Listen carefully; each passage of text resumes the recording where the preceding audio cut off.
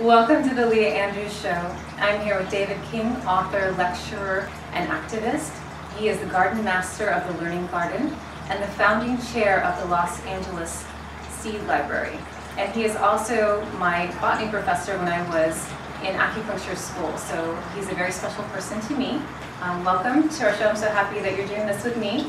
And so for me, one of the biggest things that I want to talk to you about, there's a lot of things that you have brought into my life, but this whole idea of the GMO debate. I personally have been hearing a lot about how GMOs are wonderful, they're saving the children, and it's natural. We've always been playing with plant genes and making them into what we want them to be. So why are GMOs not a good idea for the world? So first of all, thank you for inviting me. It's a pleasure to be here. When it comes to GMOs, they're not necessary to feed the world. There's just nothing, we don't need them. Let's get that out of the way first. Okay. Secondly, it is not the way breeding has been done for thousands of years, as they would have you believe.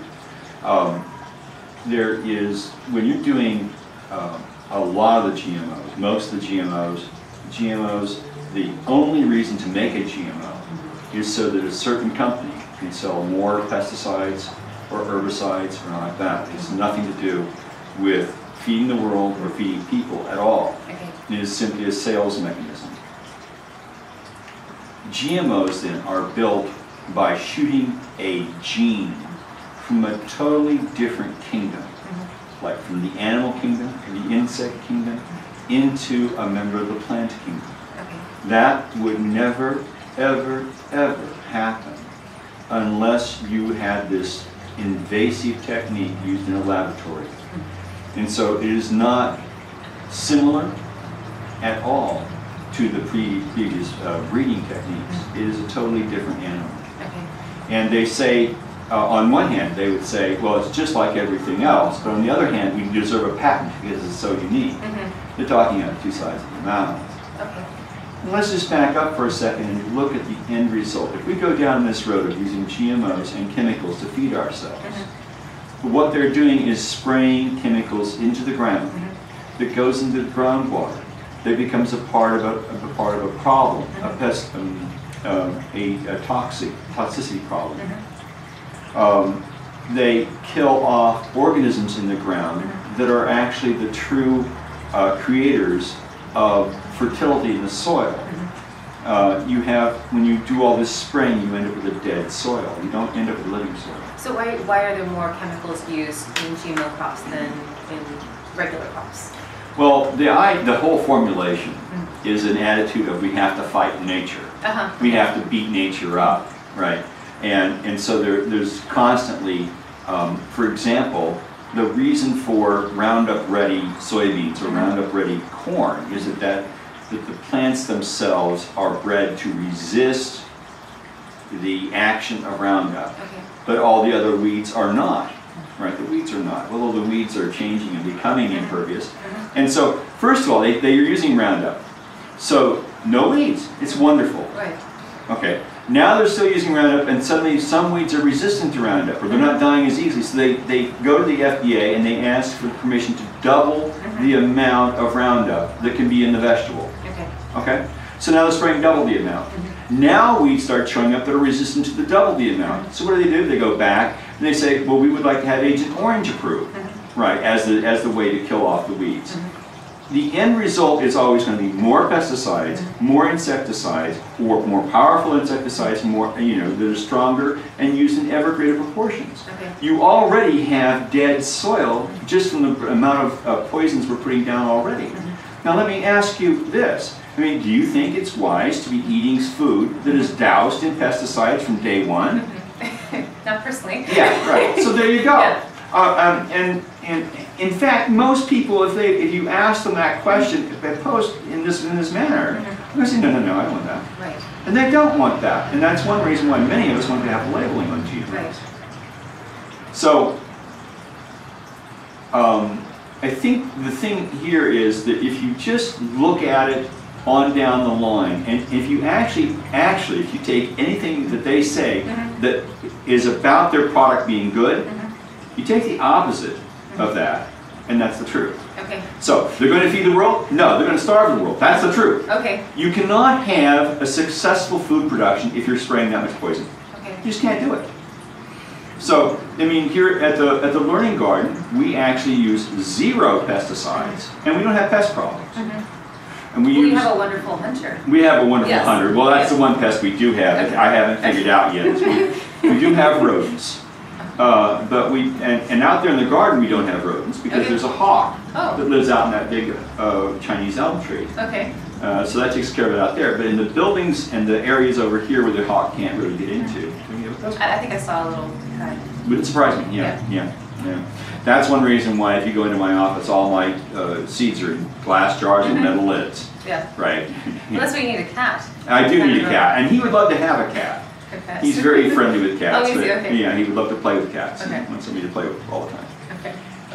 And he has taken care of a mouse or two. In his day. Oh. Yeah, they almost have to leap into his mouth, but. Okay. Anyway. But you recently had a kind of a little mini battle with the city of Los Angeles. It didn't feel like a mini battle. No. I felt pretty beat up. Okay, when it was really over. big battle. Yeah, we put forward a motion to have Los Angeles be declared a GMO-free zone. Okay. The idea there was not to ban the food, GMOs, or like that, because we really can't do that. But the idea was we could make this an area where you couldn't grow GMO plants. Okay.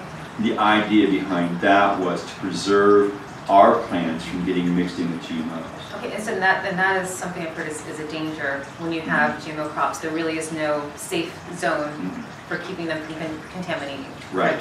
They first said it was 5 miles that it would contaminate, and now it's 25 miles, and there's even been one report suggesting that corn pollen can be viable up to 500 miles, which would just put the kibosh on everything. Yeah. But one of the things, for instance, we are doing here with corn especially, corn is wind pollinated. Okay. And that's what makes it so difficult, because the pollen gets in the wind and it carries for X number of miles, and if it gets into your corn, then it's just like human beings. You're the product of your mother and your father. Half your genes come from mom, and half the genes come from father. Same thing is true for corn. Half of it comes from the male, and half of it comes from the female. So you then end up with a corn that is GMO. Now, if let's say, for example, that this was a heritage corn, you for some reason you had this corn that was really quite rare, old, ancient variety corn. It's lost now, right? That revered line is lost on your corn because your corn are GMO. Furthermore, if the company that created that GMO finds out you have that GMO in your corn, your crop is their property. So it's just a heinous system that hurts the gardener, hurts the farmer. And I think once we get some real research, we've not had any real research. They'll take, this is the most researched product on American shelves. Yes, it is. It's the most researched product on American shelves, but it's been researched by the people that are paid for by Monsanto. Right, and if you've ever worked in the research, you know that science is corruptible when someone is funding your project. So, yes. Yeah. So there's not been a lot of research at any level, non-partisan research done on these GMOs as well. So, and I think that I don't trust. Well, the big player in the field is Monsanto, and I don't trust them because they they came out with DDT, and I actually just came across a copy of an ad from the early 60s, I think it was. It says DDT is good for me, and the whole farmyard, and everybody's singing. That's awesome. Yeah. And so they told us DDT was safe. They told us that PCBs were safe, right? They also invented PCBs. And now they're trying to tell us that half of Agent Orange is safe. And their track record, if they say GMOs are safe, it doesn't thrill me. Right. I don't buy it. And I never have bought it. And I think that on down the line, first of all, farmers are noticing already that they're not getting the yields promised from GMOs. So they're not going to feed the world. They'll starve the world, but they won't feed the world. So what can the average person do? Because I think it's really easy to feel overwhelmed and like, oh, I can't do anything. There's these big corporations doing whatever they want to do. What can the average person do to kind of also to choose for themselves non-GMO foods? Buy organic. Okay. Honestly, that's that so far is the way to do it. Okay, so all organic foods are going to be GMO free? For the most part. As far as they can be? As far as they can be. And I will say that if you're really concerned, I understand that white corn is less susceptible to GMO pollen. Okay. How that happened, I don't know. But I have it on a good source on that. And also popcorn is not GMO. So okay. There you go. Shout out on popcorn, There although it's hard to eat the kernels off the popcorn. Right. And if they want to become more politically active in this movement, if you're in the LA area, right. the seed library in Los Angeles is a great place to start. It's a good place to start. The library itself didn't sponsor the motion, but they certainly supported it. You know, and it just so happened that I'm one of the leaders of the motion, and I'm also the chair of the seed library. So it kind of looks like it's a seed library thing, but it's not a seed library thing. Okay. Yeah, but the Seed Library of Los Angeles does have a part to play in that, because we really do want to make sure that our crops are not polluted with GMO pollen. And I think, in fact, the founding of the Seed Library occurred right after the Obama administration approved sugar beets. Okay. Because sugar beet pollen, beets are another wind pollinated plant, and beet pollen is much more, there's much more of it. It's smaller and lighter than corn pollen, so it probably can travel farther, right? But there's no research on it, so I'm just postulating at this moment. Right. But still, at that point, they have the audacity to approve sugar beets when they will cross with not only your beets, but chard as well. And so then you get the GMO critter, as it were, in all that, in your beets or your chard. And I just don't. As a seed saver, somebody who believes in saving seeds, because you can't be food secure unless you're seed secure. Right. And that's another issue too with GMOs. They don't propagate. You can't, like most farmers, what they'll do is they'll save seed and replant. And you can't do that with GMOs because they're made to not do that, correct? Is that? Well, the Terminator gene is actually not yet in any commercial product. Okay. However, if you do save the seed, you're breaking your contract. Interesting. Okay. So you've got to buy seed fresh every year. Okay. You know, and when you grow GMOs, you have to sign a contract. This is a big point I get. It's like, oh, I'm growing this corn, it looks so perfect, I'm afraid it's GMO. This is a hybrid, which I'm not nuts about either. But a hybrid doesn't bother me like a GMO, because once a GMO trait gets into your corn or your soybeans or whatever you're growing, right, you can't get it back out again. There's no way to get it back out. It's in there, and that's it. And also, because it's in there, it's the product, it's now owned, literally owned by the people that made the GMO. So, anyway, no, the big problem is you can't just replant this. You can't replant the corn because of the contract. Okay. Whereas we believe that you should be able to grow whatever you grow and save the seeds from it and plant it again next year and keep doing that on down the line. Kissinger said, if you want to control the country, you control the oil. If you want to control the people, you control the food. Right. And right now, if you look at any graph, there's a great graph in National Geographic from July of 2011, and it shows the dwindling diversity we have in our food supply. And this dwindling diversity really puts us into a precarious position. The less variety you have in each of the food crops you're depending on, the more chances you have of a pathogen wiping out the crop. This is the experiment they had in Ireland in the 1840s, right? It was the potato famine. It was a disaster. You know, if we had the same thing happen to corn today, your shelves, your supermarket shelves would be empty, because all your meat's being fed corn, your chicken's being fed corn. You've got corn in almost all the frozen products in some form or another. You've got corn in almost all the canned goods in some form or another. You take out the corn, the supermarket's really close to empty. And the varieties of corn that we're growing are all very similar in terms of GMOs because they haven't GMO'd the entire corn genome. So as a consequence, they're all fairly similar, and as a consequence, they would be susceptible to a pathogen. You have a pathogen come through, wipes it out. And I just want to point out that we have had increases in corn, the corn amount grown per acre, pounds per acre has gone up. But even the United States Department of Agriculture says that that's from conventional breeding, nothing to do with GMOs. So it's a very dangerous point we find ourselves at. And not only that, they're legislating against people having seed libraries. Right. And, interesting. Okay. Yeah, no, it's true. Okay. It's like we finally got to be big enough, and now, if you actually look at most of the laws in any states on the seed laws, the seed libraries don't conform because the seed law is written concerning commercial establishments, and what we are saying in seed libraries is that commercial establishments have failed us, and because they failed us, we have to create a seed library. And so then if you try to apply the same laws to us as you do to a seed institution or a company, we end up with the same result. And we don't want that result. Right. So I think that's got to change too. And I see, in California already, I see people moving to see that changes. And I certainly am not going to let the Seed Library of Los Angeles go down the tubes.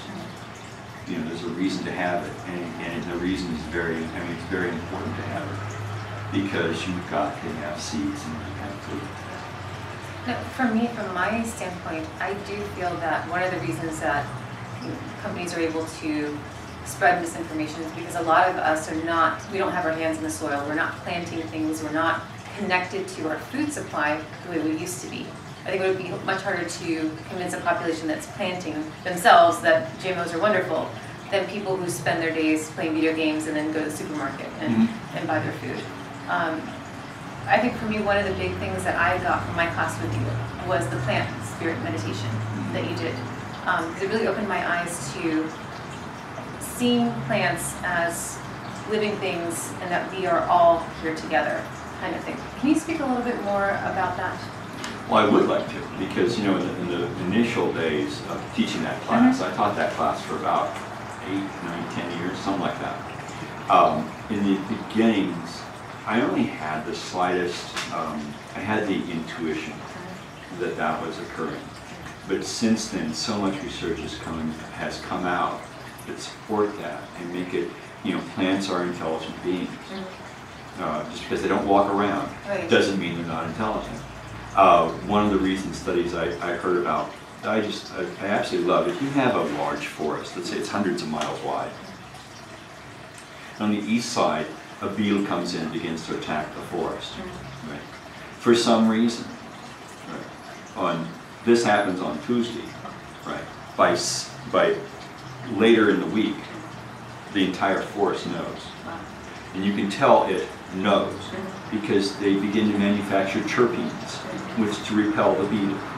And so you've got these trees hundreds of miles away manufacturing terpenes, even though there's no beetles around because the beetles are in the forest already. So there's a communication from this tree to that tree. And right at this moment we believe it's based on the hyphae of fungus growing in the soil, because those hyphae can go thousands. How does the hyphae get the information from the first tree, run it down its mycelium out to the other tree, and then transfer it to the roots of that tree, so this tree goes, terpenes!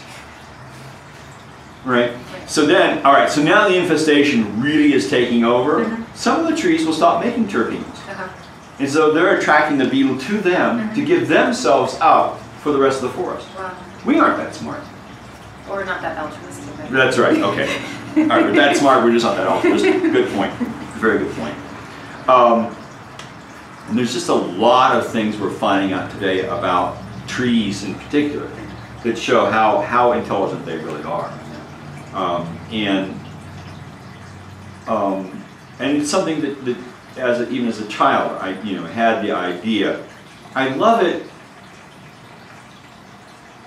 from the book, The Secret Garden, towards the end, the sick child says, "It came up out of the ground and healed me."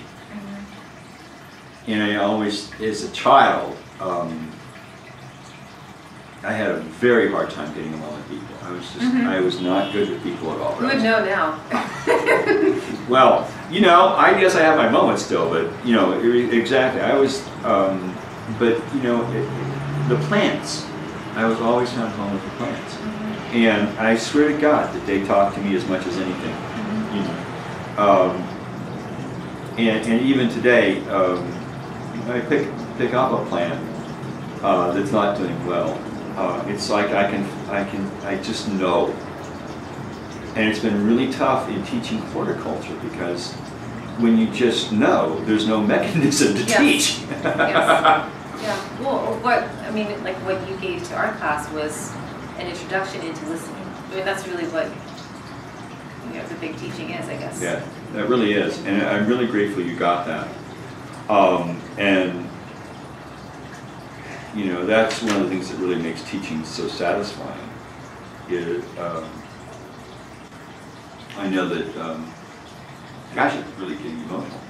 I know that a man went out, was on a business journey, and while on the business journey, he was informed that his wife and the child she was carrying had been taken to the emergency room.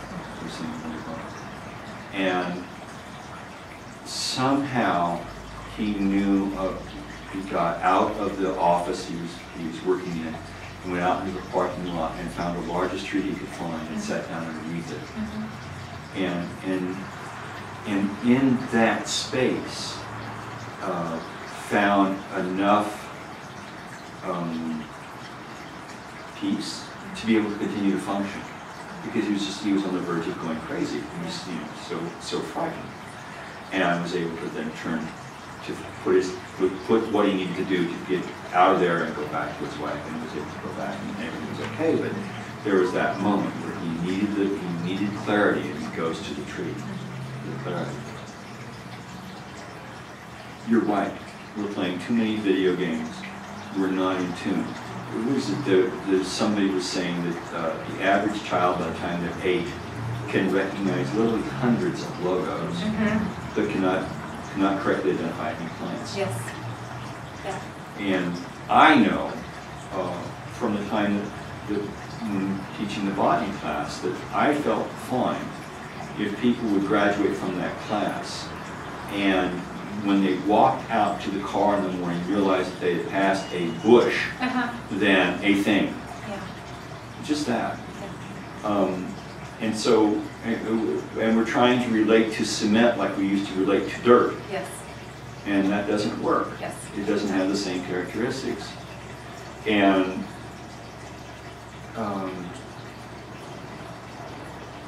the soil, we don't get our hands dirty.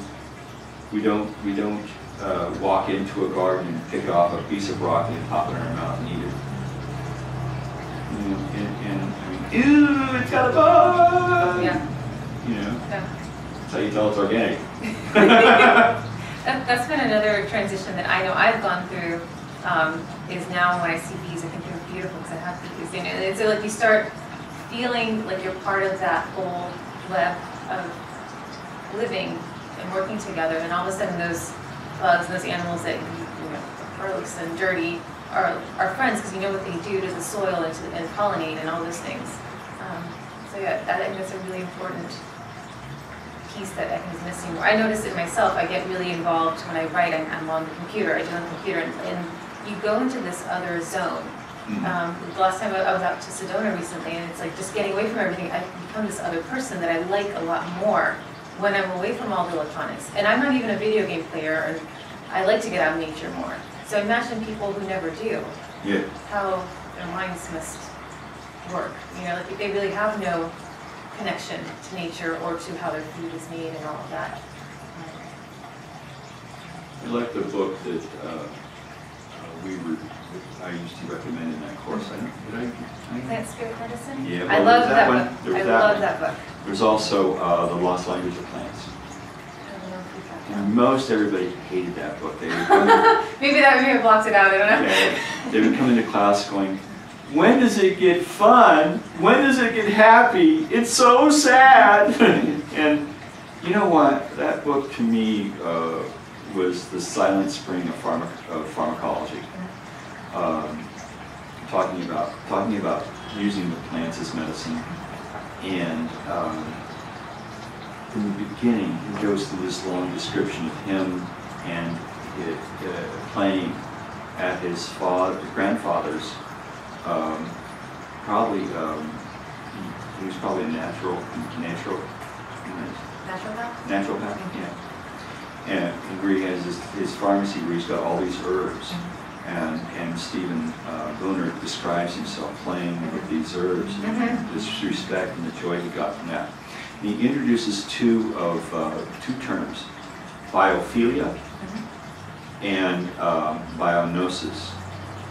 And what we lack today is biophilia, which means love of nature, love of the biology. And because we lack that love of nature, we don't have the knowledge of nature. And these two things combine, and the problem isn't just that, gosh, we don't have nature in our lives. The problem is that it's like a deficiency, like a vitamin deficiency, or if you will, a soul deficiency. And I think that if somehow we could get everybody more interested in a plant and the soil, because I think the soil is a big part of it too, that a lot of things that we see as diseases in our society could be healed. And I've always thought that, well, always, I've not been around always, but for as long as I could formulate it, I have thought that.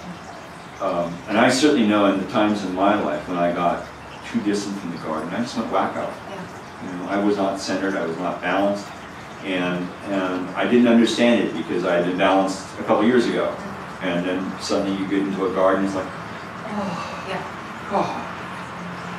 You know. Absolutely. So I really hope that people do more with the ground. I mean, literally with the ground. You know, even if you can't grow a garden, you can walk barefoot in a botanical garden. Well, maybe we can warm the weather, but you know, you can do that. And go to a botanical garden and stop and look at the tree, and realize it's not just a tree; it is a certain kind of tree. It is a type of tree, and you'll find some that you speak to. It speak to you just naturally, without really even trying. You know, I grew up around oaks and in the Midwest. I have a tremendous love for oaks. But I will tell you this, that there's a Chinese tree at the UCLA Botanical Garden. I love this name. It's a Dawn Redwood. Okay. Right? But the scientific name for it is Metasequoia glyptosteroides. And it was so hard to learn. When I finally learned it, I went around and just kept saying it, you know, Metasequoia glyptosteroides, Metasequoia glyptosteroides, Metasequoia glyptosteroides. You kind of roll it. It's got a weird name, feel to it when you say it. It's a deciduous conifer. Okay. It's got needles and it drops its needles. So it's like a halfway point. Conifers came before deciduous trees. And so it's like the halfway point to a deciduous tree. Okay. But the tree itself, for some reason, you know, just boom. Man, I have such a wonderful feeling. And when I was at UCLA, I used to go out and sit under that tree doing my writing. And one day a week when I was at lunch, I could go over there and sit down with that tree. And now just telling you about it, I'm thinking, gosh, I could go back and see that tree. You know, I need to do that. So, but we do live in a world that, I grew up with this stuff because I was a kid in Kansas. And, you know, when I got to be about 18, I decided it wasn't hip, looking cool to be a gardener. Yeah. You know, couldn't get a date if I was a gardener. So, although now I think, well, let's see, I can get you fresh vegetables and flowers, bouquet, bouquet every day, okay. So that works out pretty good. But in those days, so I took up playing guitar, and I was going to be a rock and roll star. And about 31 years old, and everything crashed. And I went out, I was applying for jobs, and I was not getting a job. I wasn't being hired by anybody. I remember one day in 1985, 86, February, it was raining. And I had been to an interview that didn't go so well. Those interviews were about halfway through and nobody's home. He was talking to a wall there, And I had gotten something for lunch, and I ate lunch in the parking lot of this community garden. And because it was alone, and it was raining. I had a suit on, I didn't have a raincoat, didn't have an umbrella. And after I got done feeling just horrible, after I got done eating, I just walked out into the garden in the rain. And those plants knew me, and I knew them. And that's when I came back to gardening as an adult in 1986. And a couple years later, I was in a program learning the official names, all that stuff. And then a couple years later, I was teaching it. And I want to say it saved my life in a way that is very tangible to me. Because at the point where I found that garden, I was so depressed. I was suicidal. I was just my life had been ruined, and I didn't see any reason to go on. But the plants talked to me, and I found a new life. So now you know me in a new life, and I can tell you this, that by being with the plants, by growing the plants, I know what I'm talking about when I say there's a disconnect, and I know what I'm talking about when I say there's a reconnection. It changed my life. That day changed my life. And I will tell you that from that time forward to now, it's almost been the same amount of time. And my life has been progressively getting better, although I'm, it's still life, right? Some days suck and some days don't. But I'm very grateful for that day. I'm grateful for the chance to be here with the plants and be able to talk to people about plants in a way that I hope they can understand. Thank you. Thank you. So the learning garden. The learning garden is that, right? It's connecting younger people or people from different walks of life that don't have any, in Los Angeles. Well, Los Angeles is more green than a lot of big cities. But people are working in it. Yeah. You hire somebody to do that. Yes. So we've got an acre, and about 2/5 of the acre is used by the high school students. We have classes, field trips from many different classes. I taught a preschool class. Get this. I taught a preschool class how to propagate roses. That's it. Now I feel bad.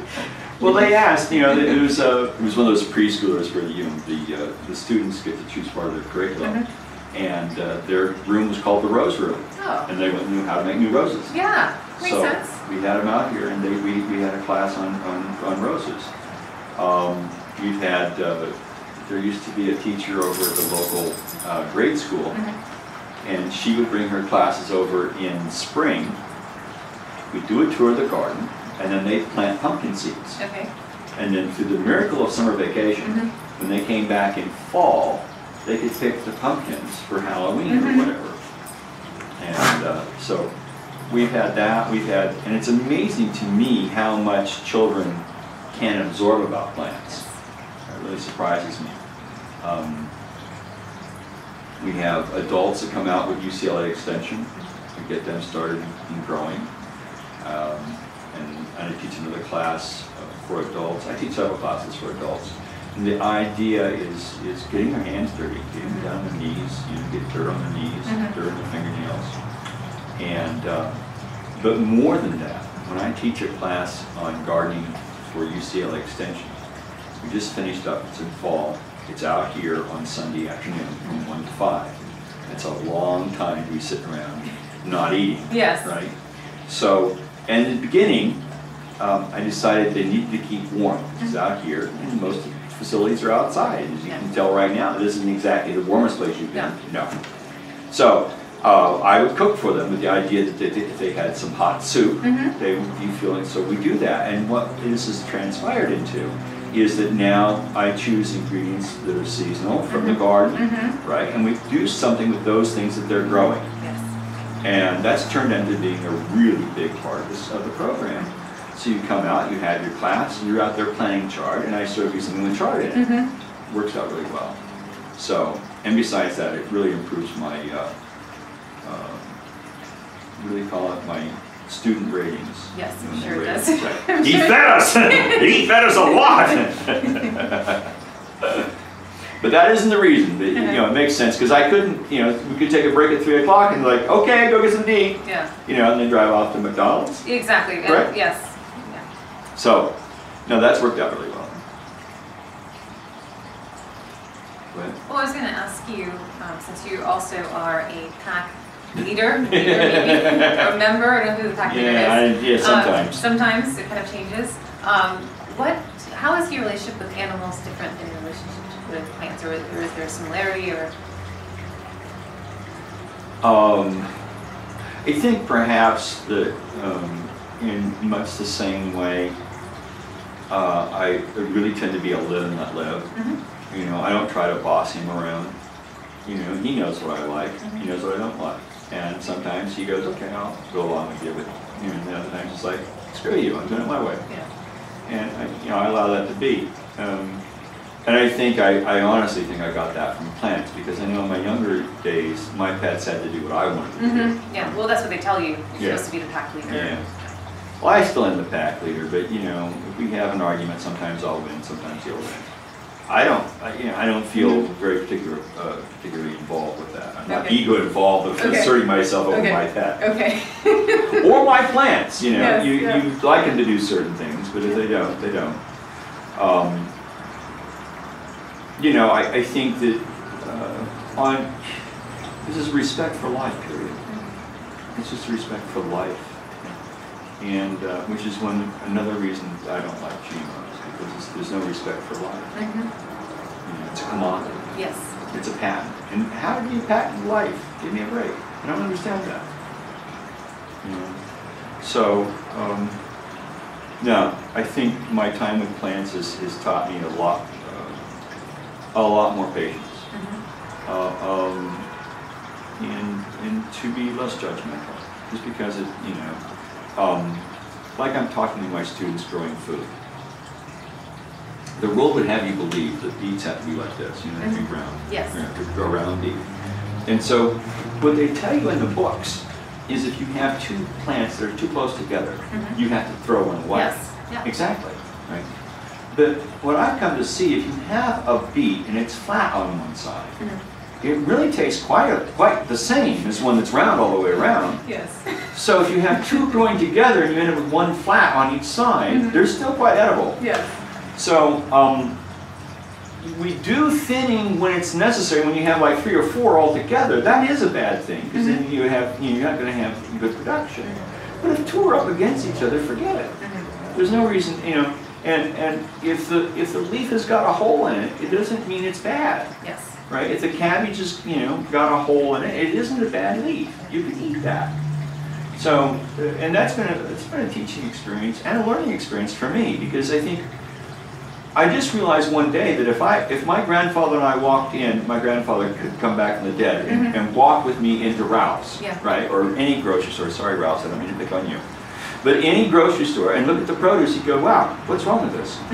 Because it's too perfect. And so now when we go to a farmer's market and we have an organic gardener, he still has to have it perfect, because everybody wants it perfect. So he's out there working triple time, trying to keep all the insects off his plants somehow, you know, and it's not good. It's not healthy. So I know that I don't like the idea of having organic produce that is the same as chemical produce, but they've just used a different pesticide. Yes. It doesn't make sense to me. I don't like that plant. I would rather have the leaf with a bite out of it. Right. I really would. I really, really would. The organic pesticides are safer to humans because once it's dried, it's no longer toxic. But when it's moist, it is fatal to all insects. So actually, you probably end up killing more beneficial insects with organic pesticides than you do with chemical pesticides. So they're both wrong. And it goes back again that we're having this mentality that we have to fight and beat nature. Yes. Right. Well, we have that with medicine, the same thing. Oh, yeah. Medicine, it's Right. like you have to go to war with whatever's happening in your body instead of trying to balance it out and finding out, because it takes more work. And we don't like the work. I think that's part of the problem. For you to try to work things out and get things to be harmonious, it takes a lot of thinking and going back and forth, whereas annihilation is just like, boom! It's easy, Yeah, right? boom is good. So, yeah, so it works that well. So what do you think about things like neem oil, things like how do you keep pests off of your plants? It's a long-term process. It isn't immediate. It doesn't happen overnight. The first thing we try to do here is to have something in bloom all through the growing season. Okay. Our growing season is 365 days, so we want something in bloom 365 days. That's because a lot of the beneficial insects at some stage of their life are nectar feeders. Okay. So what you're right about is you have to think about what you're doing way ahead before you start doing it. Secondly, so we've stopped using pesticides. Now, one of the things I think that happens with pesticides is you have aphids on your plant. You see the aphids, so oh my God, I got to spray. What you didn't see was there were eggs laid by ladybugs around those aphids that are going to hatch out and eat the aphids in 3 or 4 days. Yes. But you rush out, you spray the plant, and that kills the ladybug eggs. Yeah. All right, so now that you killed the ladybug eggs, the aphids will come back. They have no competition, so they'll come back again, which means you have to spray again. Yeah. So spraying once equals spraying 5 times, right? You just have to get used to that. Every time you spray, you've admitted you're stupid, and right? You can't figure this out, and so you've admitted you can't figure it out, and you're gonna have to spray again. Okay. That's what you've done. That's all you've done. Okay. So we stopped spraying, and now we get more beneficials. Now, when we go out to our garden in the daytime, you walk through there, we have 10 times more insects in our garden than anybody who sprays anything has in their garden. And most of those insects are beneficial. Yes. Then we also provide some source of water for the beneficials. So the beneficials have a way to rehydrate because they need water too. So now we have all those things in place. Now that we have all those things in place, we then decide how much damage can we allow on the plant before we'll spray. Okay. All right? The damage I will allow, I'll allow the plant to die. Okay. I have a 0 tolerance for spray. Okay. And I've been here for 12 years, getting ready to be 13. We have lost 2 crops to insects. One of them was my own damn fault because I put the melons in too dark of an area. Okay. Right? And they were a constant problem. We couldn't make it right. And 2, we planted, this was kind of a bad thing. We planted all these members of the cabbage family, and the cabbage moth laid their eggs, and we got wiped out for I don't know how many hundreds of plants that were, broccoli, cabbage, cauliflower, Brussels sprouts, kale. I think I'm missing one, but I said cauliflower. So all those got wiped out.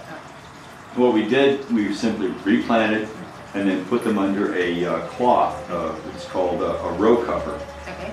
And the light and the water could get through, right? But the insects could not get through. Okay. And so once they're up to size, then you can have a cabbage moth larva on the plant munching away, and you can't kill the plant. When they're little babies, Yes. 2 munches and they're gone. Yeah. So, and so I fault myself on both those because 1, I should have planted it in a better place, and 2, I could have realized that we had the little white moths flying about and they were going to be a problem. Right. But I just thought, hey, I'll just slide right by here. Right. They won't notice Of my course. yeah, they did. So, I am not against killing insects. Let's don't think of me as a Pollyanny, like, we're gonna go. You don't love all insects. No, okay. no. I'll kill Was there an insect that you particularly don't like, that you don't get along with, or? Well, there's a lot of them I don't get along with. Okay. But certainly the cabbage moth, cabbage looper is not your friend. No, no. And in fact, in this infestation, we went out there with the students, there's a group of high school students, and this one girl found a fairly good size. Yeah. And she takes it and she says, "You're not going to kill it. I'm not going to let you kill it." And so you don't argue with them because it's high school students. Yeah. If you're arguing, and that would be like, I know when I was a high school student, there's no sense arguing to me. So don't argue with her, and we continue the lecture, walking around looking at different plants in the garden. And at one point, I'm standing next to her, and she's got this worm sitting like that, and I go, oh my God. Traumatizing high school students. That's right, yeah. And well, what really traumatized, it was big enough to have green glock go all over her, and it was kind of a mess. But no, I'm not against killing insects. It's just I'm not into killing other things other than your target. Right. Well, because like I have people try to poison coyotes, but then pets get into the poison. Like you can't, when you poison something, it's not specific. Exactly. So you're fine with like if you could shoot them or something. You'd be okay with it.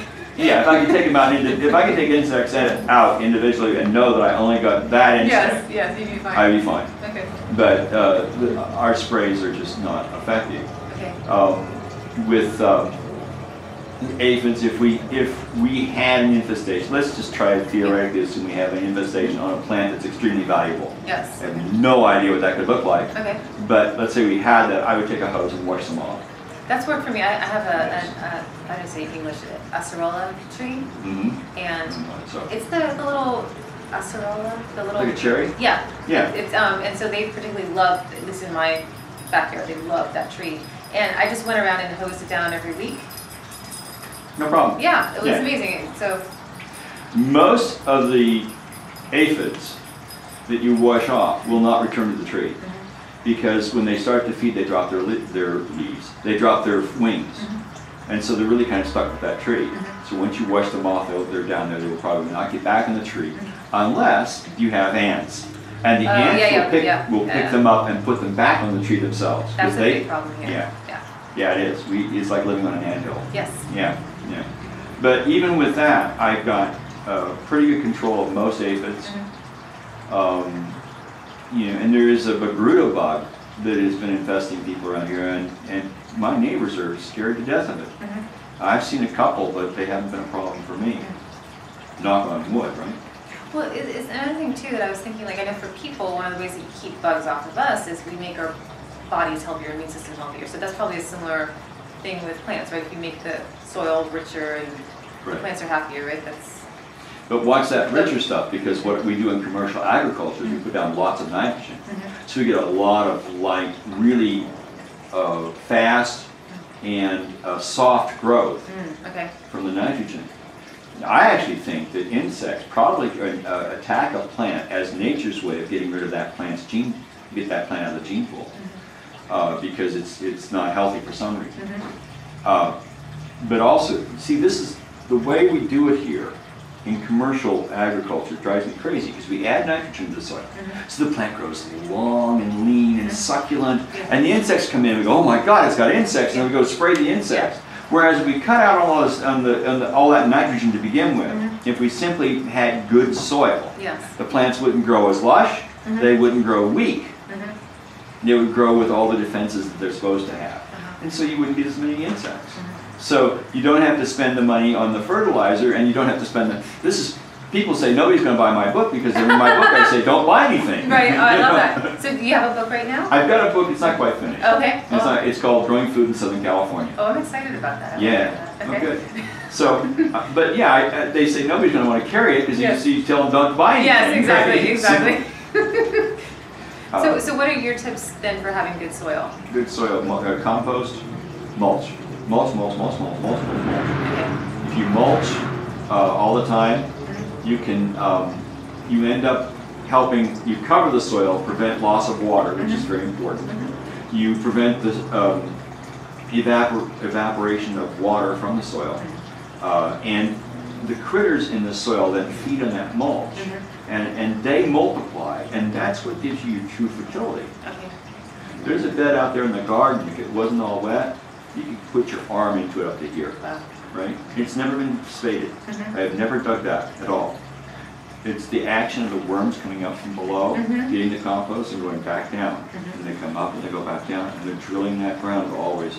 And so they dig that ground much more effectively than I ever could.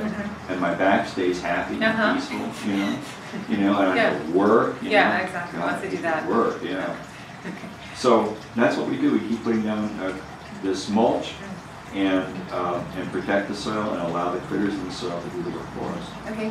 And how about trees? Like, do you have fruit trees or things like that? What's your Compost on those, mulch them. Okay. Mulch them. You know, but also treat the tree with respect. When I go to prune my trees, and you do an annual pruning for most fruit trees, and honestly, as I approach the tree, I will ask the tree kind of silently, what shape do you want to be? What do you need?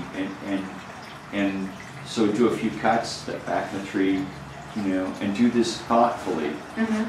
Not, you know, the idea of 5 guys climbing a tree with chainsaws just abhors me. Yes. That's just insane. Yeah. But just to talk, come back, go do some more work, come back, and do it reflectively. And you know, if we could each live our lives soulfully, as though we are a spirit among other spirits, and with that respect of other spirits, it would probably change a lot of our angst and our pain. Well, we get along with other people better if we treated them that way. Yeah, I've gotten better at treating people. Yeah. You know, not banished off to the garden. And, get away from us. So no, but I do. I do think that the plants healed me, and I do think that that's what can heal our society. More plants, more interactions with plants. So it's not so much that we have to go back and using the herbs as medicine internally. It's almost like they have even more value to us spiritually and emotionally, mentally, just by being around them. Yeah, I think that's certainly true. I don't want to discount using them medicinally, but I do think that we would have much more wholeness in our lives if we had a proper grounding of plants. I keep using that word grounding, and I do mean that specifically that way. I think that disconnect is probably the root of a lot of our social misconstructs.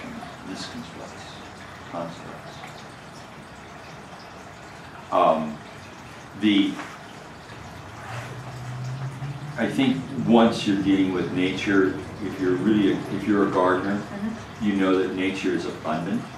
You know when you plant this little itty bitty seed, you're going to get a plant, or you're going to get a bunch of seeds from that plant. I mean, think of a sunflower seed. One sunflower seed equals how many hundreds of sunflower seeds in a sunflower.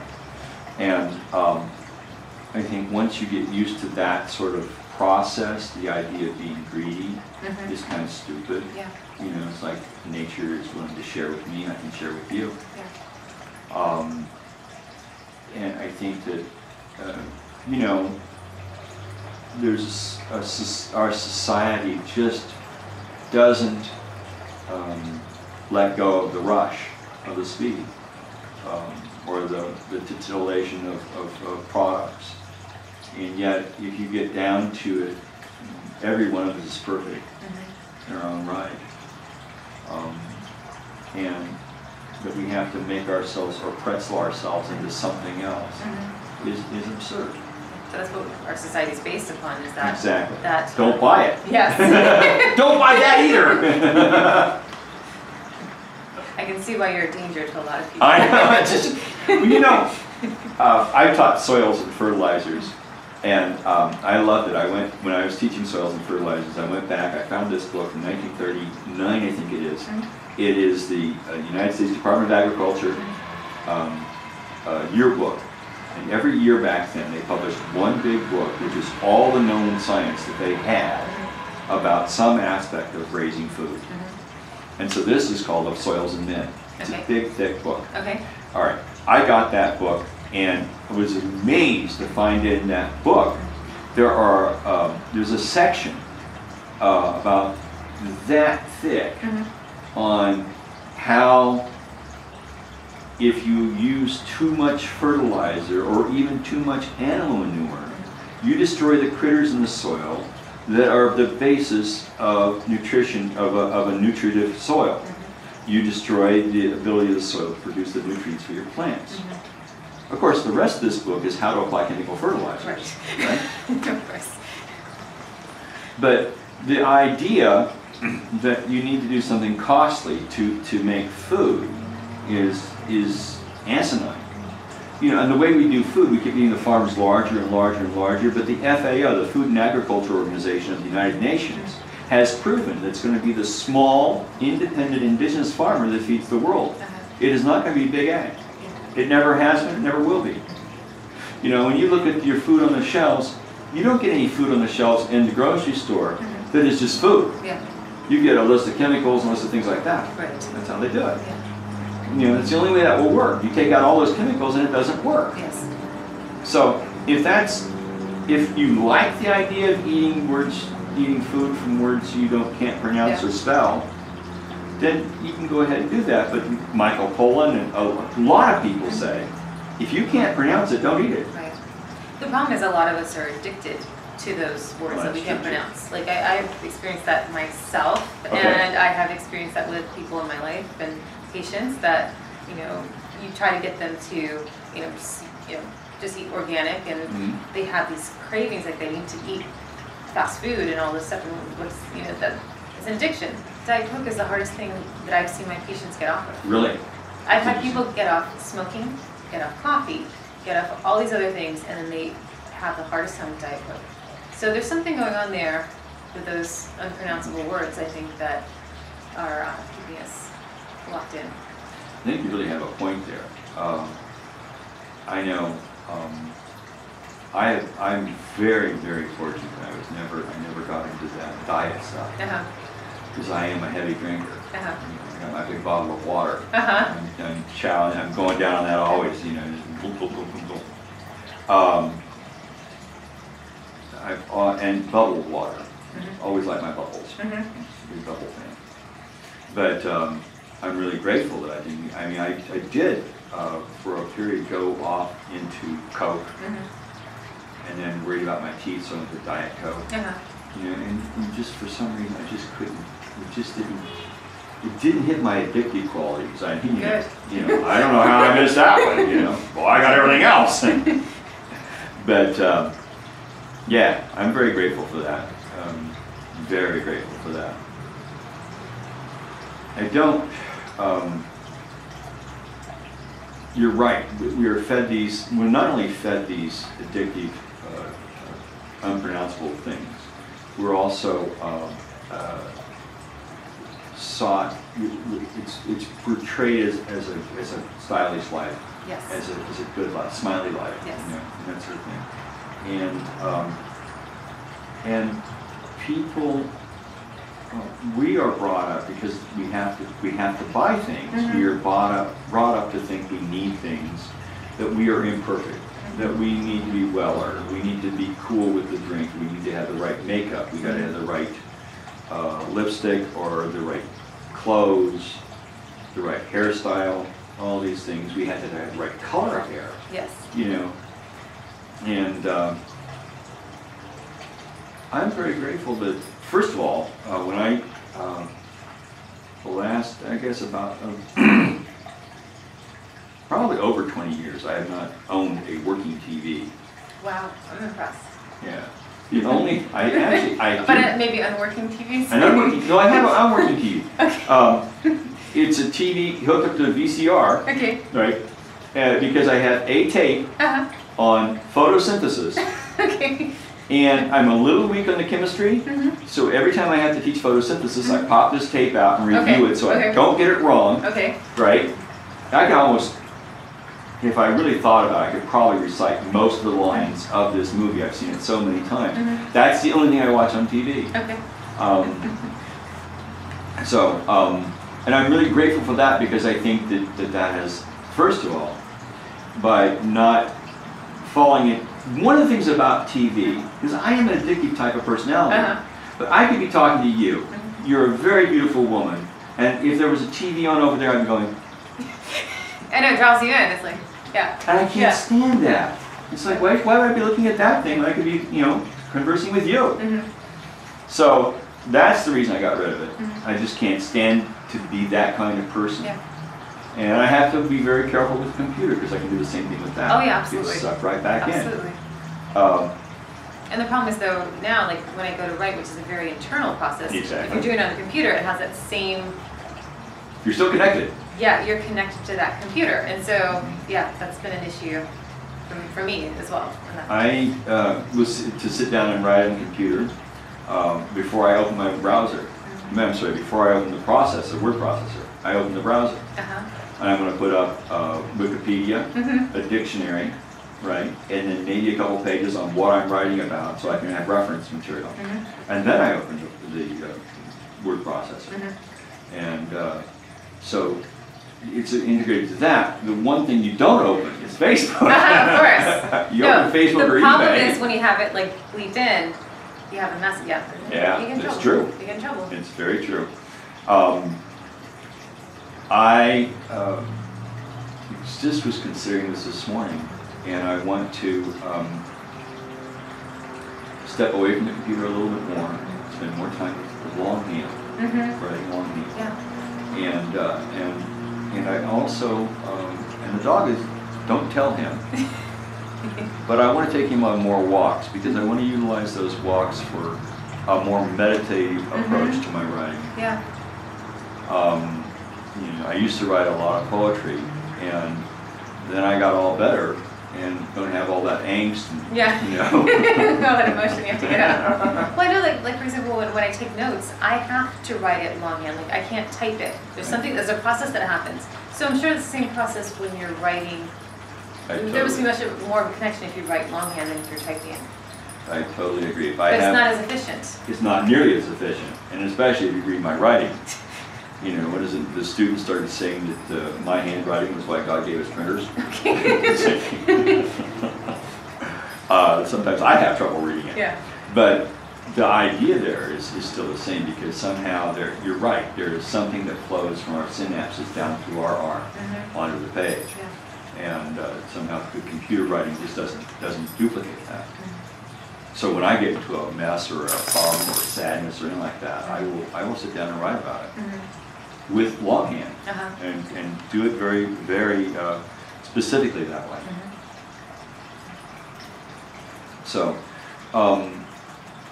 it's a constant battle to live a life that is reflective of the depth of our being and the depth of the beings around us. To walk down a city street approximating the same awe one would express in a cathedral. Because unless you're in the really difficult parts of town, the really compromised parts of the city, you have trees there. They're not always the best trees, believe me. But still there are trees there, and there are, when I say best trees, I'm of course being subjective. But for instance, we have Venice Boulevard behind us, and they've got a tree out there. The main reason it's planted is because the city can hire anybody with a saw and cut it to smithereens, and it'll still grow back. Right. That's the great claim for the Ficus benjamini. Oh, I remember from class that you're a big fan of ficus trees. Yes, Ficus peucus. One of my friends calls it botanical Latin. I don't care at all for ficus trees. They can be cut to smithereens and stuff like that. And their roots are invasive, and they want a lot of water. We don't have a lot of water, so why do we plant them? Why do we plant them in abundance? All over San Diego there's a lot of ficus. They're ubiquitous. Ubiquitous is still a swear word. If it's ubiquitous, it's wrong. Something's wrong with it. But this big street out here, they have these trees, and they'll never get to be big enough for this street. This street is a huge boulevard. It's 3 lanes going each direction plus turn lanes. Okay. So they should have a huge tree out there on either side of this, and I can't understand why they don't have like oak trees. And I think they should have oak trees anyway, because oaks you can eat. You can eat acorns. You may not like them. I don't think anyone thinks about that. I mean, going back to the disconnection with nature, we don't think about. This is our food. Yeah, we don't, or like any.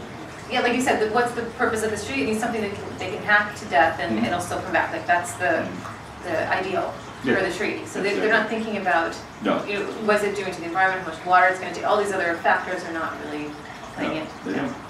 There's a tree down this street here. It's a carob tree, right? You can go out there and pick up those carrots, carobs, right? And you can use them to make a food that tastes like chocolate, right? And it's probably more nutritious for you than chocolate. And acorns, you have to be soaked. It's true, it's a little bit of a pain. But there's even some speculation that at one time that's why humans began to lead an agrarian lifestyle, is because they could go to the oak trees around, pick all the acorns, and have enough food already stored from one afternoon of picking. They didn't have to go anywhere. So now they have the time to experiment with growing wheat, barley, that sort of thing, and that's how they become agrarians. So it becomes the agricultural revolution. But what I'm thinking about is in the future, if there is climate change, and I think there is, right? You're going to need plants that produce food. And it may not be the food you like to eat the most. Right, just so they can survive what you did. Exactly. Exactly. You want to be able to survive it, and that's why I'm very fond of the mesquite. I'm growing one variety of mesquite right now, and I've got several. I got seeds right here for more varieties. And we're going to keep growing them out and finding out what ones will grow here in Southern California and produce food in Southern California. Well, not to add another controversial issue, but what is your feeling on climate change then? So you believe that there is climate change? Yes, I do believe there's climate change. And you believe that it's man-influenced? I do. I think that science shows us that. I think it's not refutable. At this point, it is definitely the way of the world. We are experiencing changes in,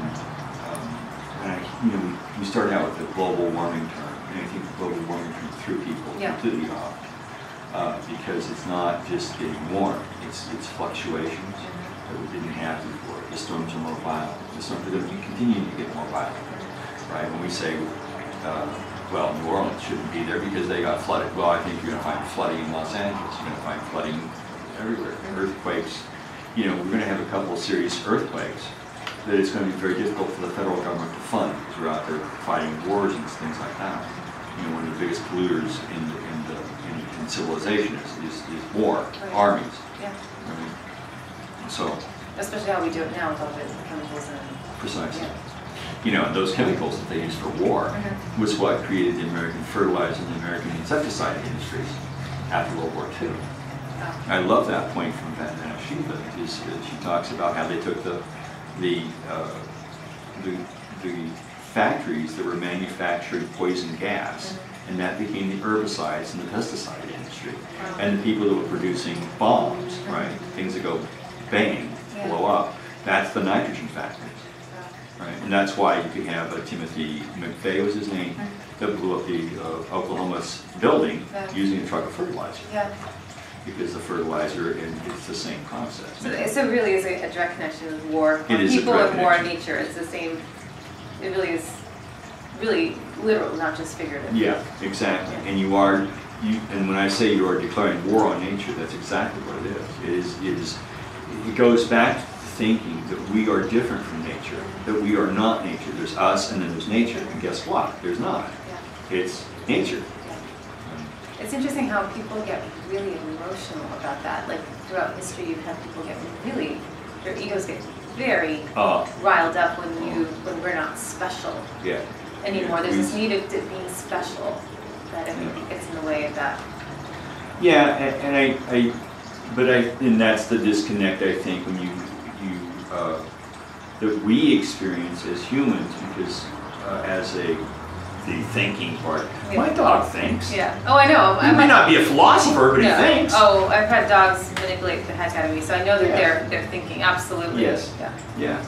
And as we talked earlier, the tree thinks too. Yeah. So, but the process is not the same, and so therefore we can say, well, they don't have newspapers. Yeah. They don't have TV stations. I think they're probably better off because they don't have newspapers or TV stations.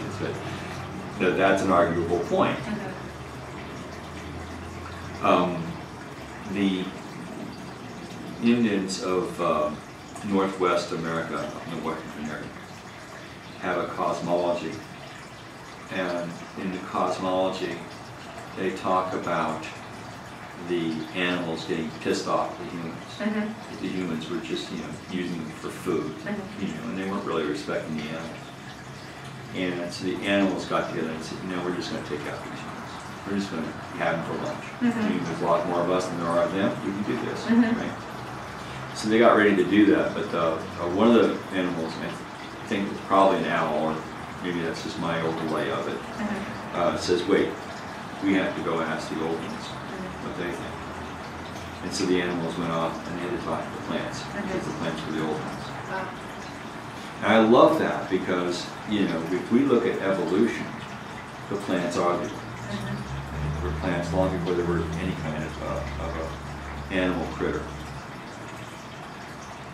So they presuppose our history of evolution, right, in a fable. And they ask the old ones, and the old ones, the plants say, we're here to teach the humans. We have to put up with them. Basically, I paraphrase that. Yeah. Literally. Yeah. but yeah, and so the animals didn't kill us off. Yeah. But there is so much we can learn from the animals and learn from the plants if we just open ourselves up to it. And get off of our hubris. What will kill us is our hubris. We're always, we're the best, we're the smartest, get off your horse. There's so much more to learn, there's so much more to life than what we can think. Yeah. Any parting words that you want to share with people? Well, I certainly enjoyed talking to you. I enjoyed this process. I don't know. I hope that I don't come across as being anything more than a humble seeker of nature. There's a lot I don't think we understand. I think when we go around and we build unsinkable boats that sink on their maiden voyage, we can't be too proud of our record. I think that we have to, I think humans are better off if they can look at a plant or an animal more as an equal. And I also think that hubris applies to being able to switch genes in and out of plants and create new life. I don't think it's valid. I think we have a lot to learn, a lot more to learn. We're going to go down the road 10 years and find out that our idea of inheritance and genetic modification theory is completely wrong. That's going to happen. And what do we do? I think the thing to do is to take nature as nature and try to bring it into our lives as much as possible in whatever way we can. We have a fountain back here with water running. I think that's a part of it. Whether you're a water sign or not.